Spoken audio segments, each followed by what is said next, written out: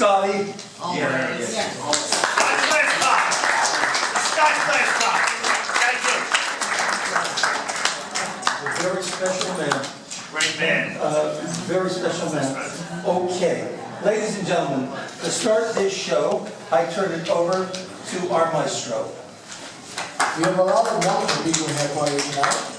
Beginning with my great friend on the string instrument, Mr. Fred Evans.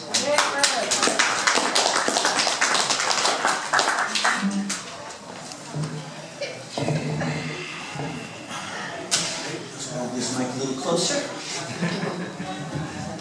I guess I have to grow a certain height. So. Good evening, everyone. Good evening. I'm going to sing some traditional songs here. I'm sure that many of you know. And if you wish to sing along, please do. All right. Starting with the classic by Irving Berlin, which goes, I'm dreaming of a white Christmas, just like the ones I used to know, where the tree tops listen and children listen to hear sleigh bells in the snow.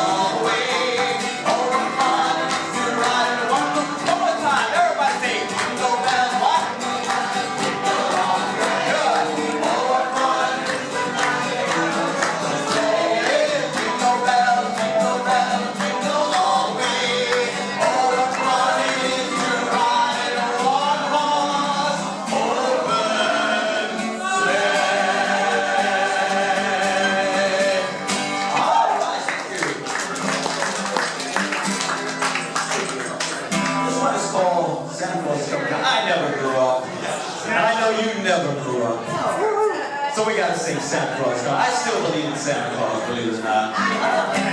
You better watch out. You better not cry. You better not pout. I'm telling you why. Santa Claus is coming to town. make the list, checking it twice, gonna find out who's naughty or nice. Santa Claus is coming to town. He sees you when you're sleeping, he knows when you're awake, he knows if you've been bad or good, so make good for goodness sake. Oh, you better watch out, you better not cry, you better not frown, I'm telling you how I.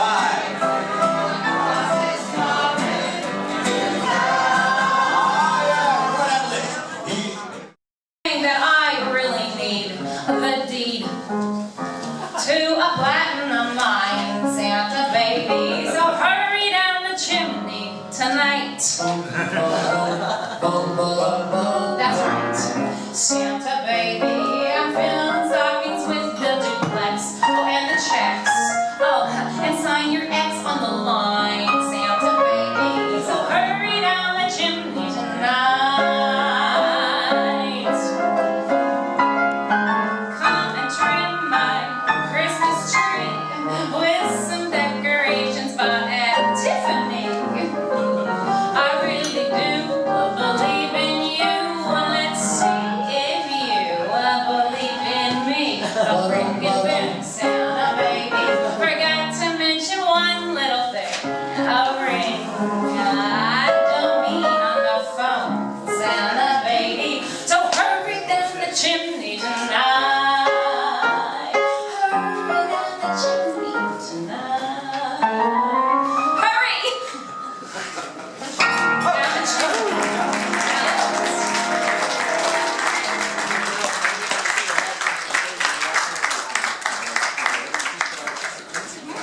A wonderful chain of far. Don't go away. Okay. Now, wonderful chain of far. We have something special.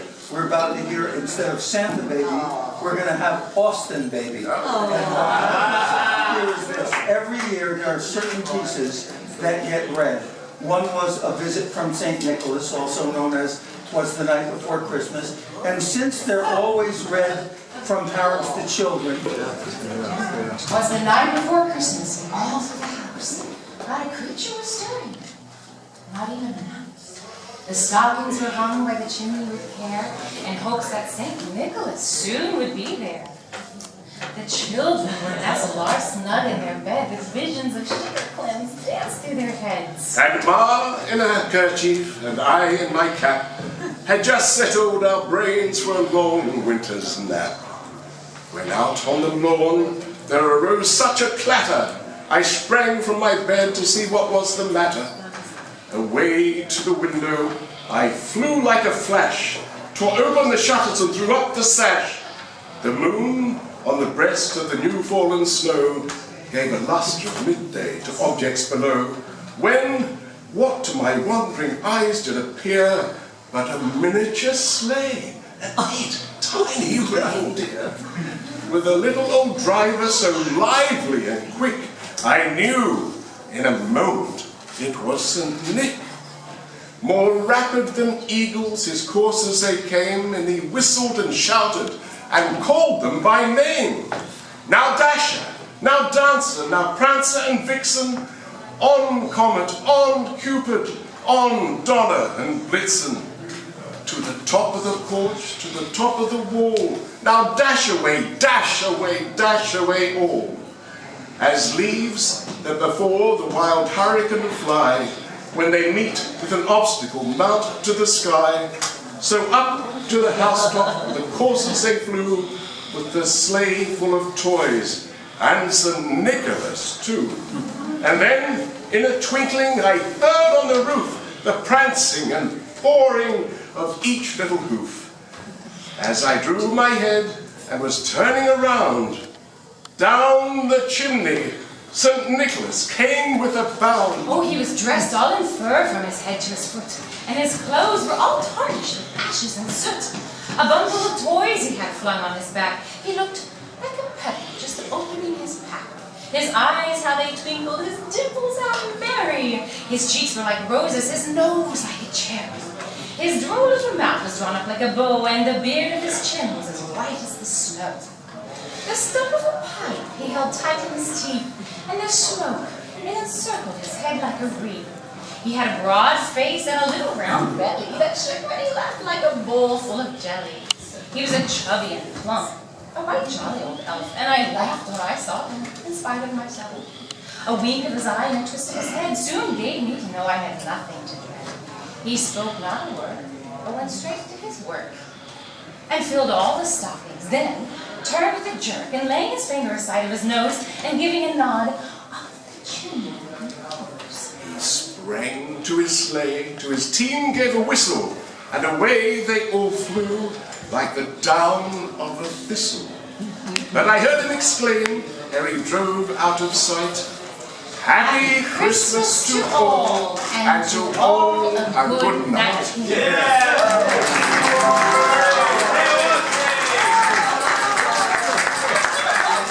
Dana, Jeffrey, Austin.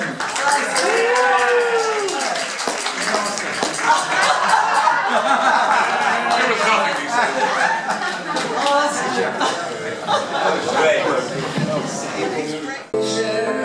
Presents heaps everywhere. It's almost Christmas Eve. All traditions, holidays, counting blessings, songs of praise, sharing gifts so many ways. It's almost Christmas Eve.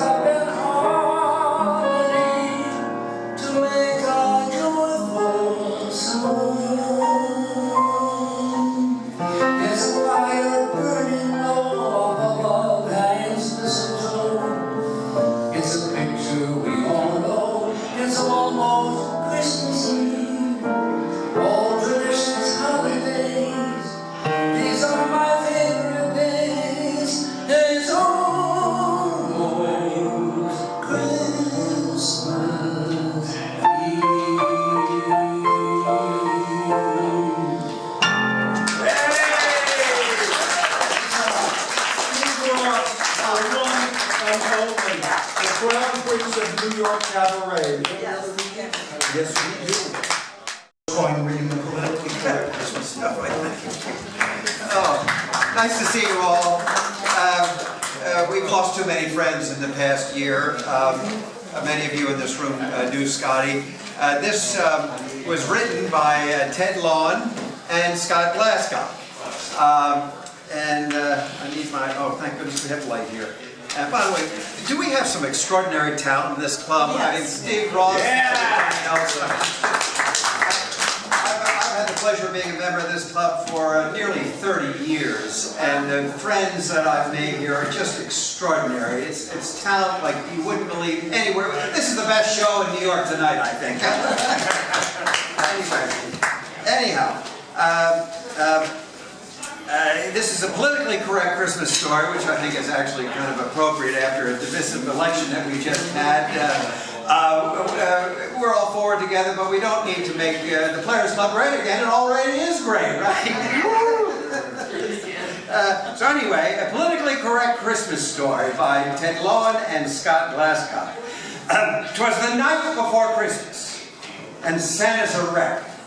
How to live in a world that's politically correct. His workers no longer would answer to elves. Vertically challenged, they were calling themselves. And labor conditions at the North Pole were alleged by the union to stifle the soul. Before reindeer had vanished without much propriety, released to the wilds by the Humane Society. And equal employment had made it quite clear that Santa had better not use just reindeer. So Dancer and Donner, Comet and Cupid were replaced with 4 pigs, and you know that looks stupid. The runners had been removed from his sleigh. The ruts were termed dangerous by the EPA. And people had started to call for the cops when they heard sled noises on their rooftops. Secondhand smoke from his pipe had his workers quite soup was called unenlightened.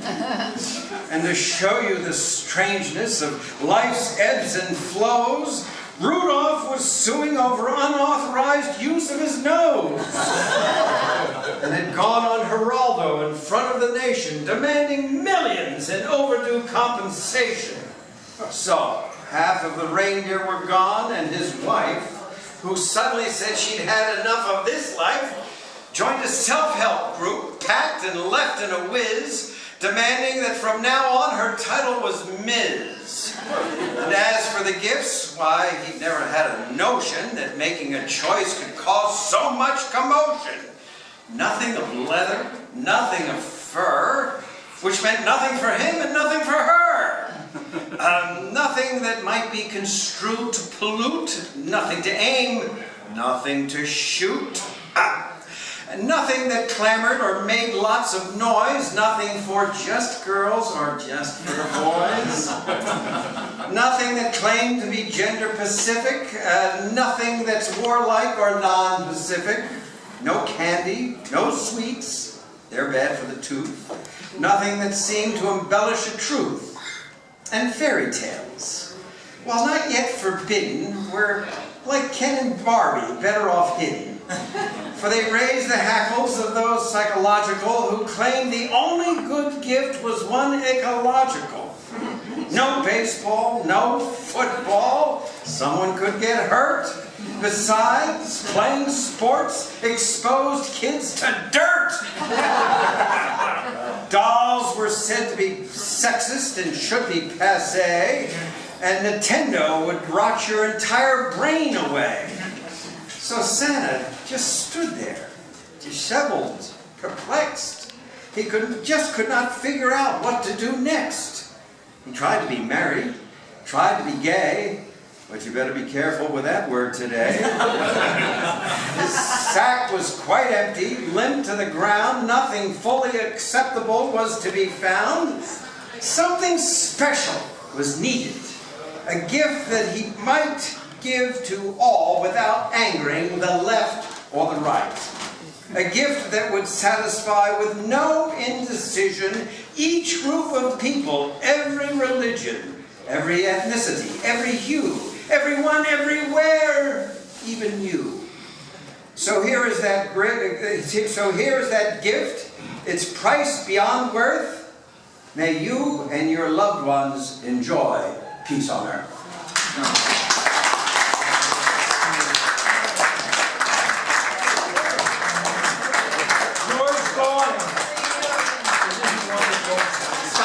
Every year. It was incredible. Okay, as we wind down here, we wind down and we go to Deborah Thomas Show.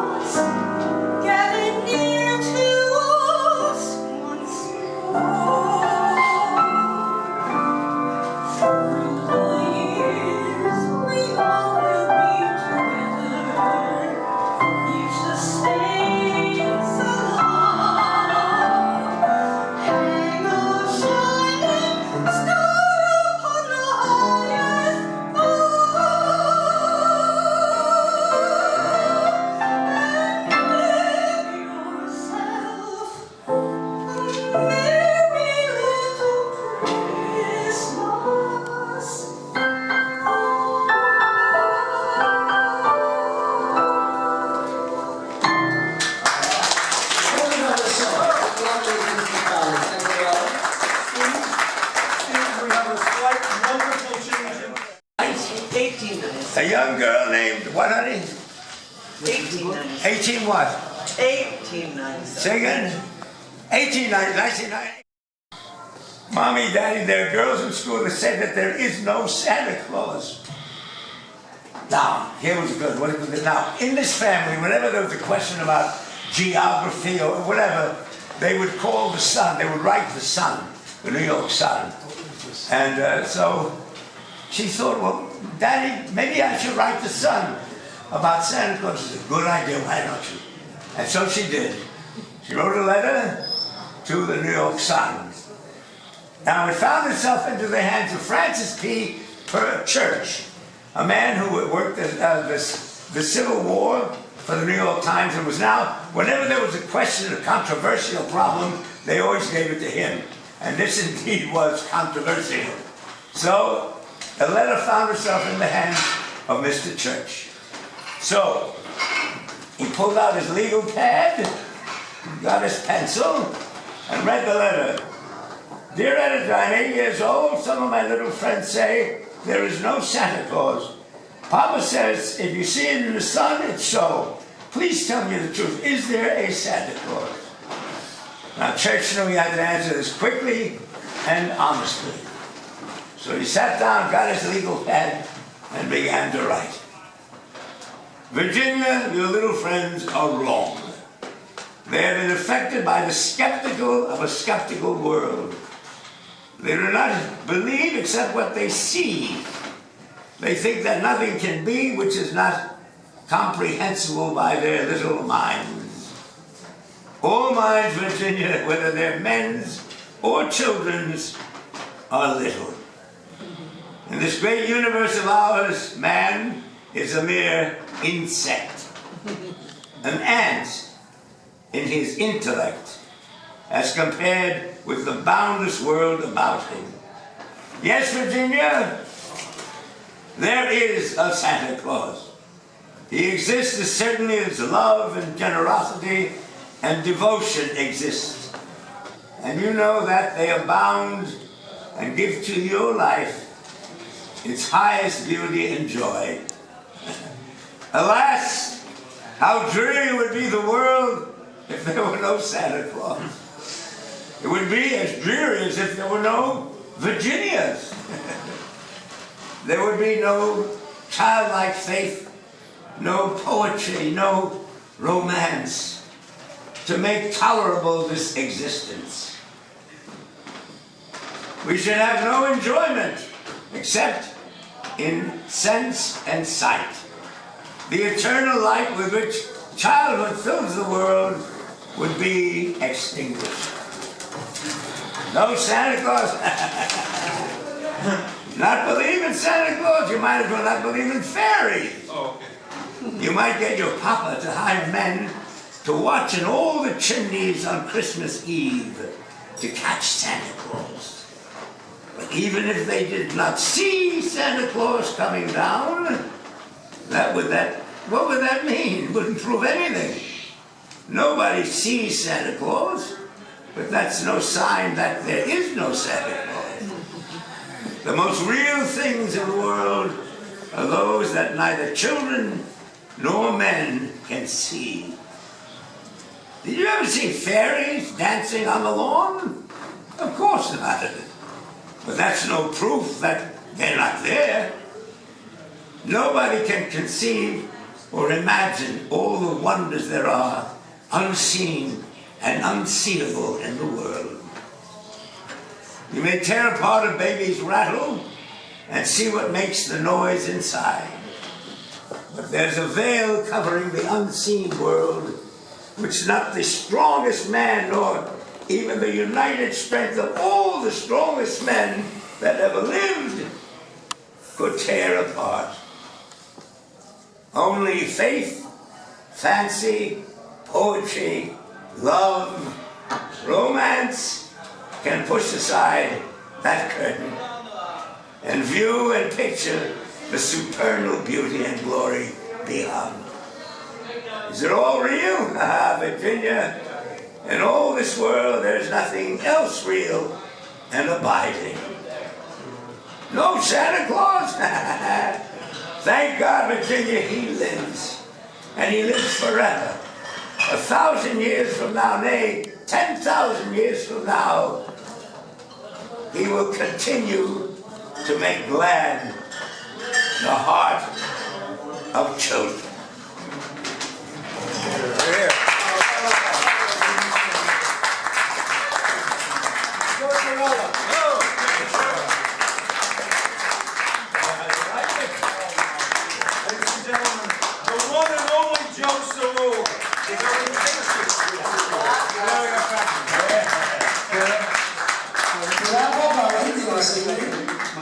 We have